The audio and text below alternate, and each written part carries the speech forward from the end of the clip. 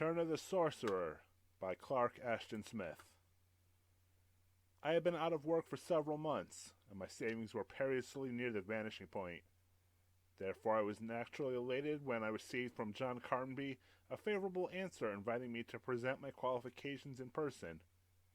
Carnby had advertised for a secretary, stipulating that all applicants must offer a preliminary statement of their capacities by letter, and I had written in response to the advertisement. Carnby, no doubt, was a scholarly recluse who felt averse to contact with a long waiting list of strangers, and he had chosen this manner of weeding out beforehand many, if not all, of those who were knowledgeable. He had specified his requirements fully and succinctly, and these were of such nature as to bar even the average well-educated person. A knowledge of Arabic was necessary, among other things, and luckily I had acquired a certain degree of scholarship in his unusual tongue. I found the address, of whose location I had formed only a vague idea, at the end of a hilltop avenue in the suburbs of Oakland. It was a large, two-story house, overshaded by ancient oaks and dark with a mantling of unchecked ivy, among hedges of unpruned privet and shrubbery that had gone wild for many years. It was separated from its neighbors by a vacant, weed-grown lot on one side, and a tangle of vines and trees on the other, surrounding the black ruins of a burnt mansion. Even apart from its air of long neglect, there was something drear and dismal about this place, something that inhered in the ivy-burned outlines of the house, in the furtive shadowy windows, and the very forms of the misshapen oaks and oddly sprawling shrubbery. Somehow, my elation became a trifle less exuberant as I entered the grounds and followed an unswept path to the door. When I found myself in the presence of John Carnby, my jubilation was still somewhat further diminished. Though I could not have given a tangible reason for the premonitory chill, the dull, somber feeling of alarm that I experienced, and the leaden sinking of my spirits. Perhaps it was the dark library in which he received me as much as the man himself, a room whose musty shadows could never have been wholly dissipated by sun or lamplight. Indeed, it must have been this, for John Carnby himself was very much the sort of person I had pictured him to be. He had all the earmarks of the lonely scholar who had devoted patient years to some line of erudite research. He was thin and bent, with a massive forehead and a mane of grizzled hair, and the pallor of the library was his hollow, clean-shaven cheeks. But coupled with these, there was a nerve-shattering air, a fearful shrinking that was more than the normal shyness of a recluse, and an unceasing apprentiveness that betrayed itself in every glance of his dark-ringed, feverish eyes and every movement of his bony hands. In all likelihood, his health had been seriously impaired by over-application, and I could not help but wonder at what the studies that had made him a tremendous wreck. But there was something about him, perhaps the width of his bowed shoulders and the bold aquiline of his facial outlines, which gave the impression of great former strength and a vigor not yet wholly exhausted. His voice was unexpectedly deep and sonorous. "I think you will do, Mr. Ogden," he said after a few formal questions, most of which were related to my linguistic knowledge, and in particular my mastery of Arabic. "Your labors will not be very heavy, but I want someone who can be on hand at any time required. Therefore you must live with me. I can give you a comfortable room, and I guarantee that my cooking will not poison you. I often work at night, and I hope you will not find the irregular hours too disagreeable." No doubt I should have been overjoyed at this assurance that the secretarial position was to be mine. Instead, I was aware of a dim, unreasoning reluctance and an obscure forewarning of evil as I thanked John Carnby and told him that I was ready to move in whenever he desired. He appeared to be greatly pleased, and the queer apprehensiveness went out of his manner for a moment. "Come immediately, this very afternoon, if you can," he said. "I shall be very glad to have you, and the sooner the better. I have been living entirely alone for some time, and I must confess that the solitude is beginning to pull upon me. Also, I have been retarded in my labors for lack of the proper help. My brother used to live with me and assist me, but he's gone away on a long trip." I returned to my downtown lodgings, paid my rent with the last few dollars that remained to me, packed my belongings, and in less than an hour was back at my new employer's home. He assigned me a room on the second floor, which, though unaired and dusty, was more than luxurious in comparison with the hall bedroom that failing funds had compelled me to inhabit for some time past. and he took me to his own study, which was on the same floor, at the further end of the hall. Here, he explained to me, most of my future work would be done. I could hardly restrain an exclamation of surprise as I viewed the interior of this chamber. It's very much as I should have imagined the den of some old sorcerer to be. There were tables strewn with archaic instruments of doubtful use, with astrological charts with skulls and alembics and crystals, with censers such as are used in the Catholic Church, and volumes bound in worm-eaten leather with verdigris molted clasps. In one corner stood the skeleton of a large ape, in another, a human skeleton, and overhead, a stuffed crocodile was suspended. There were cases overpiled with books, and even a cursory glance at the titles showed me that they formed a singularly comprehensive collection of ancient and modern works on demonology and the black arts. There were some weird paintings and etchings in the walls dealing with kindred themes, and the whole atmosphere of the room exhaled a melody of half-forgotten superstitions. Ordinarily, I would have smiled if confronted with such things, but somehow, in this lonely, dismal house beside the neurotic, hat-ridden Carnby, it was difficult for me to repress an actual shudder. On one of the tables, contrasting incredulously with its melange of medievalism and Satanism, there stood a typewriter, surrounded with piles of disorderly manuscript. At one end of the room there was a small curtained alcove with a bed in which Carnby slept. The opposite of the alcove, between the human and simian skeletons, I perceived a locked cupboard that was set in the wall. Carnby had noted my surprise, and was watching me with a keen, analytic expression which I found impossible to fathom. He began to speak in explanatory tones. "I have made a life study of demonism and sorcery," he declared. "It is a fascinating field, and one that is singularly neglected.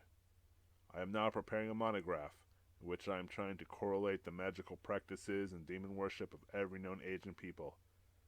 Your labors, at least for a while, will consist in typing and arranging the voluminous preliminary notes which I have made, and helping me to track down other references and correspondences. Your knowledge of Arabic will be invaluable to me, for I am none too well grounded in this language myself, and I am dependent for certain essential data on a copy of the Necronomicon in the original Arabic text. I have reason to think that there are certain omissions and erroneous renderings in the Latin version of the Aureus Wormius."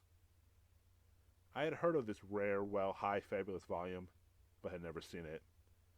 The book was supposed to contain the ultimate secrets of evil and forbidden knowledge, and moreover the original text, written by the married Arab Abdul al-Hajred, was said to be unprocurable. I wondered how it had come into Carnby's possession.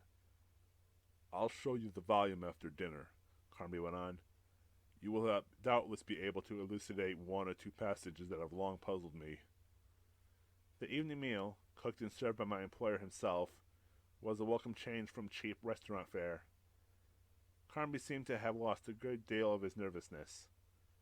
He was very talkative, and even began to exhibit a certain scholarly gaiety after we had shared a bottle of mellow Sauternes. Still, with no manifest reason, I was troubled by imitations and forebodings which I could neither analyze nor trace to their rightful source. We returned to the study, and Carnby brought out from a locked drawer the volume of which he had spoken. It was enormously old, and bound in ebony covers arabesqued with silver and set with darkly glowing garnets. When I opened the yellowing pages, I drew back with involuntary revulsion at the odor which arose from them, an odor that was more than suggestive of physical decay, as if the book had lain among corpses in some forgotten graveyard and had taken on the taint of disillusion. Carnby's eyes were burning with a fevered light as he took the old manuscript from my hands and turned to a page near the middle. He indicated a certain passage with his lean forefinger. "Tell me what you make of this," he said in a tense, excited whisper. I deciphered the paragraph, slowly and with some difficulty, and wrote down a rough English version with the pad and pencil, which Carnby offered me. Then, at his request, I read it aloud. "It is verily known by few, but is nevertheless no attestable fact, that the will of a dead sorcerer hath power upon his own body, and can raise it from the tomb and perform therewith whatever action was unfulfilled in life, and some resurrections are invariably for the doing of malevolent deeds and for the detriment of others. Most readily can the corpse be animated if all its members have remained intact, and yet there are cases in which the excelling will of the wizard hath reared up from death the sundered pieces of a body hewn in many fragments, and hath caused them to serve his end, either separately or in a temporary reunion. But in every instance, after the action hath been completed, the body lapseth into its former state. Of course, all this was airing gibberish. Probably it was the strange, unhealthy look of utter absorption with which my employer listened, more than that damnable passage from the Necronomicon, which caused my nervousness and made me start violently when, toward the end of my reading, I heard an indescribable slithering noise in the hall outside. But when I finished the paragraph and looked up at Carnby, I was more startled by the expression of stark, staring fear which his features had assumed, an expression of one who is haunted by some hellish phantom. Somehow I got the feeling that he was listening to that odd noise in the hallway rather than to my translation of Abdul Alhazred. "The house is full of rats," he explained as he caught my inquiring glance. "I have never been able to get rid of them, with all my efforts." The noise, which still continued, was that which a rat might make in dragging some object slowly along the floor. It seemed to draw closer, to approach the door of Carnby's room, and then, after an intermission, it began to move again and receded. My employer's agitation was marked. He listened with fearful intent, and seemed to follow the progress of the sound with a terror that mounted as it drew near and decreased a little with its recession. "I am very nervous," he said. "I have worked too hard lately, and this is the result. Even a little noise upsets me." The sound had now died away somewhere in the house. Carnby appeared to recover himself in a measure. "Will you please reread your translation?" he requested. "I want to follow it very carefully, word by word." I obeyed. He listened with the same look of unholy absorption as before, and this time we were not interrupted by any noises in the hallway. Carnby's face grew paler, as if the last remnant of blood had been drained from it, when I read the final sentences, and the fire in his hollow eyes was like phosphorescence in a deep vault. "That is a most remarkable passage," he commented. "I was doubtful about its meaning, with my imperfect Arabic, and I have found that the passage is wholly omitted in the Latin Aulus Wormius. Thank you for your scholarly rendering. You have certainly cleared it up for me." His tone was dry and formal, as if he were repressing himself and holding back a world of unsurmisable thoughts and emotions. Somehow I felt that Carnby was more nervous and upset than ever, and also that my rendering from the Necronomicon had in some mysterious manner contributed to his perturbation. He wore a ghastly brooding expression, as if his mind were busy with some unwelcome and forbidden theme. However, seeming to collect himself, he asked me to translate another passage. This turned out to be a singular incantory formula for the exorcism of dead, with a ritual that involved the use of rare Arabian spices and the proper intoning of at least 100 names of ghouls and demons. I copied it all out for Carnby, who studied it for a long time with a rapt eagerness that was more than scholarly. "That, too," he observed, "is not an Aulus Wormius." After perusing it again, he folded the paper carefully and put it away in the same drawer from which he had taken the Necronomicon. That evening was one of the strangest I have ever spent, as we sat for hour after hour discussing renditions from that unhallowed volume. I came to know more and more definitely that my employer was mortally afraid of something, that he dreaded to be alone, and was keeping me with him on this account rather than for any other reason. Always he seemed to be waiting and listening with a painful, tortured expectation, and I saw that he gave only a mechanical awareness to much that was said. Among the weird appurtenances of the room, in that atmosphere of unmanifested flesh, of untold horror, the rational part of my mind began to succumb slowly to a recurrence of dark ancestral fears.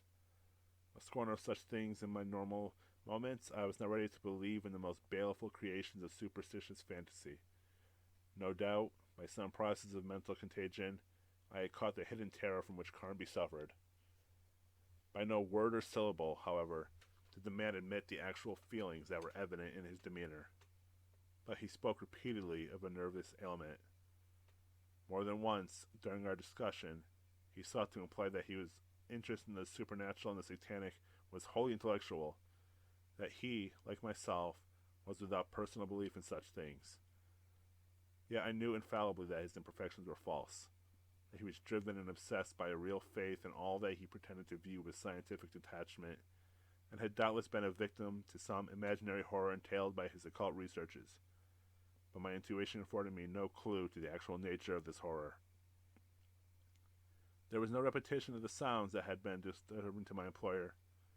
We must have sat till after midnight with the writings of the mad Arab open before us. At last Carnby seemed to realize the lateness of the hour. "I fear I have kept you up too long," he said apologetically. "You must go and get some sleep." "I am selfish, and I forget that such hours are not habitual to others as they are to me." I made the formal denial of his self-impeachment which courteously required, and good night, and sought my own chamber with a feeling of intense relief. It seemed to me that I would leave behind me in Carnby's room all the shadowy fear and oppression to which I had been subjected. Only one light was burning in the long passageway. It was near Carnby's door, and my own door at the furthest end, close to the stairwell, was in deep shadow. As I groped for the knob, I heard a noise behind me, and I turned to see in the gloom a small, indistinct body that sprang from the hall landing to the top stair, disappearing from view. I was horribly startled, for even in that vague, fleeting glimpse, the thing was much too pale for a rat, and its form was not all suggestive of an animal. I could not have sworn what it was, but the outline said unmentionably monstrous. I stood trembling violently in every limb, and heard on the stairs a singular bumping sound like the fall of an object rolling downward from step to step. The sound was repeated at regular intervals, and finally ceased. If the safety of the soul and body had depended upon it, I could not have turned on the stairlight, nor could I have gone to the top steps to ascertain the agency of that unnatural bumping. Anyone else, it might seem, would have done this. Instead, after a moment of virtual perfection, I entered my room, locked the door, and went to bed in a turmoil of unresolved doubt and equivocal terror. I left the light burning, and I lay awake for hours, expecting momentarily a recurrence of that abnormal sound. But the house was as silent as a morgue. I heard nothing. At length, in spite of my anticipations to the contrary, I fell asleep and did not awake until after many sodden, dreamless hours. It was 10 o'clock, as my watch informed me. I wondered whether my employer had left me undisturbed through thoughtfulness, or had not arisen himself. I dressed and went downstairs to find him waiting at the breakfast table. He was paler and more tremulous than ever, as if he had slept badly. "I hope the rest didn't annoy you too much," he remarked, after preliminary greeting. "Something really must be done about them." "I didn't notice them at all," I replied. Somehow, it was utter impossible for me to mention the queer, ambiguous thing which I had seen and heard on retiring the night before. Doubtless I had been mistaken. Doubtless it had been merely a rat after all, dragging something down the stairs. I tried to forget the hideous, repeated noise and the momentary flash of unthinkable outlines in the gloom. My employer eyed me with uncanny sharpness, as if he sought to penetrate my inmost mind. Breakfast was a dismal affair, and the day that followed was no less dreary. Carnby isolated himself in the middle of the afternoon, and I was left to my own devices in the well-supplied but conventional library downstairs. What Carnby was doing alone in his room I could not surmise, but I thought more than once that I heard the faint, monotonous intonations of a solemn voice. Horror-breeding hints and noisome intuitions invading my brain.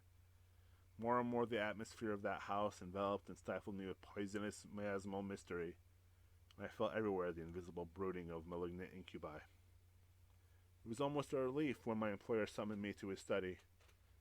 Entering, I noticed that the air was full of a pungent aromatic smell, and was touched by the vanishing coils of a blue vapor, as if from the burning of oriental gums and spices in the church censers. An Ispahan rug had been moved from its position near the wall to the center of the room, but was not sufficient to cover entirely a curved violet mark that suggested the drawing of a magic circle on the floor.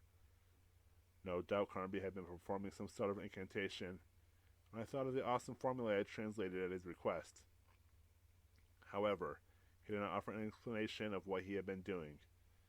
His manner had changed remarkably and was more controlled and confident than at any former time. In a fashion almost businesslike, he laid before me a pile of manuscripts which he wanted me to type for him. The familiar click of the keys aided me somewhat in dismal any apprehensions of vague evil. I could almost smile at the recherche and terrific information comprised in my employer's notes, which dealt mainly with formulae for the acquisition of unlawful power. But still, beneath my reassurance, there was a vague, lingering disquietude. Evening came, and after our meal we returned again to the study. There was a tenseness in Carnaby's manner now, as if he were eagerly awaiting the result of some hidden test.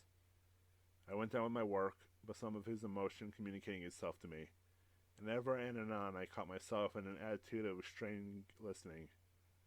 At last, above the click of the keys, I heard the peculiar slithering in the hall. Carnaby had heard it too, and confidently looked utterly vanished, giving place to the most pitiable fear. The sound drew nearer, and was followed by a dull, dragging noise, and then by more sounds of an unidentifiable slithering and scuttling nature that varied in loudness. The hall was seemingly full of them, as if a whole army of rats were hauling some carrion booty along the floor, and yet no rodent or number of rodents could have made such sounds, could have moved anything so heavy as the object which came behind the rest. There was something in the character of those noises, something without name or definition, which caused a slowly creeping chill to invade my spine. "Good Lord, what is all that racket?" I cried. "The rats. I tell you it is only the rats." Carnaby's voice was a high, hysterical shriek. A moment later there came an unmistakable knocking on the door, near the sill. At the same time I heard a heavy thudding in the locked cupboard at the further end of the room. Carnaby had been sitting erect, but now he sat limply into a chair. His features were ashen, and his look was almost maniacal with fright. The nightmare doubt and tension became unbearable, and I ran to the door, and flung it open, in spite of a frantic remonstrance from my employer. I had no idea what I should find as I stepped across the sill into the dim-lit hall. When I looked down and saw the thing on which I had almost trodden, my feeling was one of sick amazement and actual nausea. It was a human hand, which had been severed at the wrist. A bony, bluish hand like that of a week-old corpse, with garden mold on the fingers and under the long nails. The damnable thing had moved. It had drawn back to avoid me, and was crawling along the passage somewhat in the manner of a crab. And following it with my gaze, I saw that there were other things beyond it. One I recognized as a man's foot, and another as a forearm. I dare not look at the rest. All were moving slowly, hideously away in a carnal procession, and I cannot describe the fashion in which they moved. Their individual vitality, horrifying beyond endurance, was more than the vitality of life, yet the air was laden with a carrion taint. I averted my eyes and stepped back into Carnaby's room, closing the door behind me with a shaking hand. Carnaby was at my side with the key, which he turned in the lock, and palsy stricken fingers that became as feeble as those of an old man. "You saw them?" he asked in a dry, quavering whisper. "In God's name, what does it all mean?" I cried. Carnaby went back to his chair, tottering a little with weakness. His lineaments were agonized by the gnawing of some inward horror, and he shook visibly like an ague patient. I sat down in a chair beside him, and he began to stammer forth his unbelievable confession, half incoherently, with inconsequential mouthings and many breaks and pauses. "He is stronger than I am, even in death, even with his body dismembered by the surgeon's knife and saw that I used. I thought he could not return after that. After I buried the portions in a dozen different places, in the cellar, beneath the shrubs, at the foot of the ivy vines. But the Necronomicon is right, and Helbin Carnaby knew it. He warned me before I killed him. He told me he could return, even in that condition. But I did not believe him. I hated Hellman, and he hated me too. He had attained to higher power and knowledge, and was more favored by the Dark Ones than I. That was why I killed him. My own twin brother, and my brother in the service of Satan and those who were before Satan. We had studied together for many years. We had celebrated the Black Mass together, and we were attended by the same familiars. But Hellman Carnaby had gone deeper into the occult, into the forbidden, where I could not follow him. I feared him, and I could not endure his supremacy. It is more than a week. It is 10 days since I did the deed, but Hellman, or some part of him, has returned every night. God, his accursed hand crawling on the floor, his feet, his arms, the segments of his legs, climbing the stairs in some unmentionable way to haunt me. Christ, his awful bloody torso lying awake. I tell you, his hands have come every day to tap and to fumble at my door, and I have stumbled over his arms in the dark. Oh God, I shall go mad in the awfulness of it. But he wants me to go mad. He wants to torture me till my brain gives way. That is why he haunts me in this piecemeal fashion. He can end it all at any time with the demoniacal power that is his. He could reknit his sundered limbs and body and slay me as I knew him. How carefully I buried the parts, with what infinite forethought, and how useless it was. I buried the saw and knife too, at the farther end of the garden, as far away as possible from his evil, itching hands, but I did not bury the head with the other pieces. I kept it in that cupboard at the end of my room. Sometimes I've heard it moving there, as you heard it a little while ago. But he does not need the head. His will is elsewhere, and can work intelligently through all his members. Of course, I locked all the doors and windows at night when I found that he was coming back, but it made no difference. And I have tried to exorcise him with the appropriate incantations, with all those that I know. Today I tried that sovereign formula from the Necronomicon which you translated for me. I got you here to translate it. Also, I can no longer bear to be alone, and I thought that it might help if there was someone else in the house. That formula was my last hope. I thought it would hold him. It is the most ancient and most dreadful incantation. But, as you have seen, it is useless. His voice trailed off in a broken mumble, and he sat staring before him with sightless, intolerable eyes in which I saw the beginning flare of madness. I could say nothing. The confession he had made was so infallibly atrocious. The moral shock and the ghastly supernatural horror had almost stupefied me. My sensibilities were stunned, and it was not till I had begun to recover that I felt the irresistible surge of a flood of loathing for the man beside me. I rose to my feet. The house had gone very silent, as if the macabre and carnal army of beleaguerment had now retired to its various graves. Carnby had left the key to the lock, and I went to the door and turned it quickly. "Are you leaving?" "Don't go," Carnby begged in a voice that was tremulous with alarm, as I stood with my hand on the doorknob. "Yes, I am going," I said coldly. "I am resigning my position right now, and I intend to pack my belongings and leave your house with as little delay as possible." I opened the door and went out, refusing to listen to the arguments and pleadings and protestations he had begun to babble. For the nonce, I preferred to face whatever might lurk in the gloomy passage, no matter how loathsome and terrifying, rather than endure any longer the society of John Carnby. The hall was empty, but I shuddered with repulsion at the memory of what I had seen. As I hastened to my room, I think I should have screamed aloud at the least sound or movement in the shadows. I began to pack my valise with a feeling of the most frantic urgency and compulsion. It seemed to me that I could not escape soon enough from that house of abominable secrets over which hung an atmosphere of smothering menace. I made mistakes in my haste. I stumbled over chairs, and my brain and fingers grew numb with a paralyzing dread.